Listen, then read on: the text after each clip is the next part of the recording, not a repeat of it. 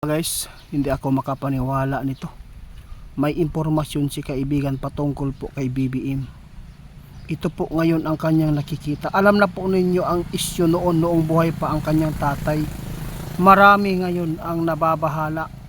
Lalo na nag-viral na pumanaw si BBM. Kaya sinabi ng ating kaibigan kung sino man po yung magpakalat pa ng mga impormasyon sa social media patungkol po dito sa kamatay ni BBM, huwag na lang po, hintayin po natin ang totoong magbubulgar nito, kung totoong buhay pa ba o patay na.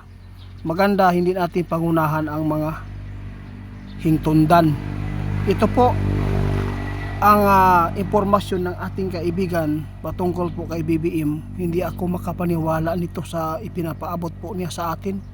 Umalis na si kaibigan, magugulat kayo dito mga idol.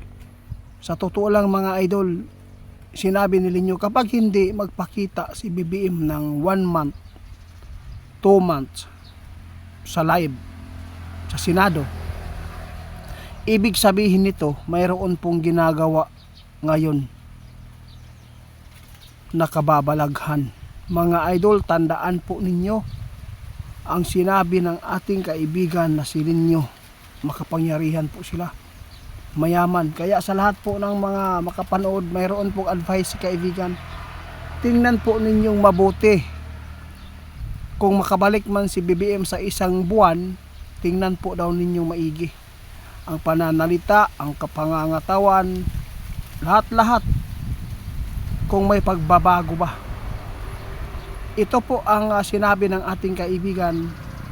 Anytime po nilang gawin yan kung ano po ang kanilang gusto, dahil may kapangyarihan sila, may pira sila. Sa lahat ng makapanood sa atin, sinabi ng ating kaibigan, gumawa talaga sila, gagawa talaga sila ng pamamaraan na hindi sila mapapahamak. Kung si Sara man ang makaupo dito, posibleng nakakaawa mga idol. May nakita si kaibigan na magsakripisyo dito, no? Magsakripisyo para lang hindi sila makulong, yung mga sangkot, lalo na sa diin sa tatay ni BP Sara Duterte. Ito ngayon ang nakakabahala. Marami po ngayon ang mga tao na talagang ayaw na makaupo si Sara sa pagkapresidente.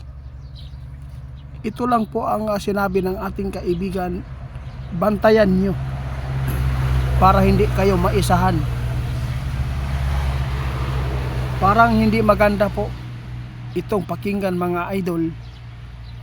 Gusto kong ihatid sa inyo ang impormasyon, pero ayaw ko na magbigay po ng ganitong impormasyon sa social media. Yung linaw, ayaw ko, clue lang.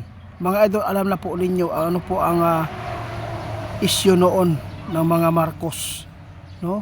Alam po ninyo anong nangyari noon.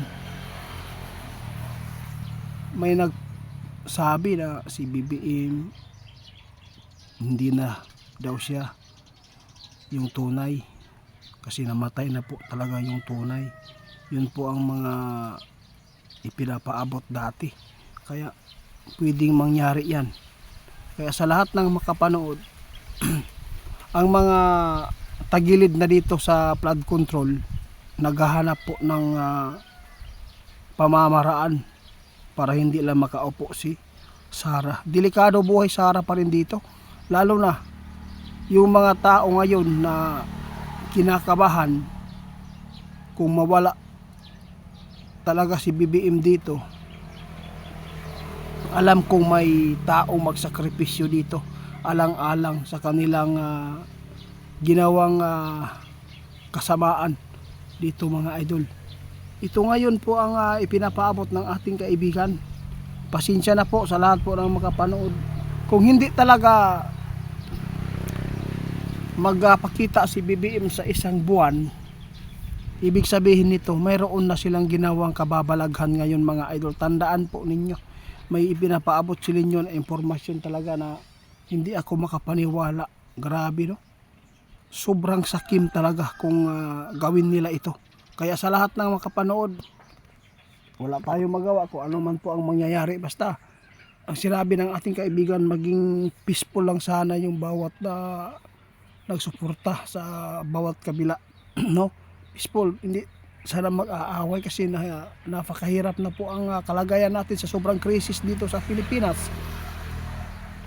Tapos ito pa, mag-aaway pa. Grabe, tandaan ninyo, maghintay kayo kung ano man po ang totoong nangyayari kay BBM. Hintayin po ninyo mabuti. Kahit pa sabihin pa ng iba na ito po ay nangyari, ganito, ganyan, marami talaga mga tao ayaw maniniwala din. Kaya sa lahat ng makapanood sa atin, pakishare na lang ito mga idol. Pakireport pala kay Ghost Hunter 88 Pulse 2.0. Hindi po yan sa akin, yung Facebook na yan, scammer po yan, at mga video ko lang ang ninakaw. Maraming salamat mga idol. Yun lang po, kayo na lang po bahala magpasya, kayo na lang isip kung anong ibig sabihin ninyo. Kung hindi daw magpakita si BBM, may ginawang kababalaghan para lang matakpan, para lang hindi mapunta ang kapangyarihan ni BBM kay Vice. Ito po ang nakita ng ating kaibigan.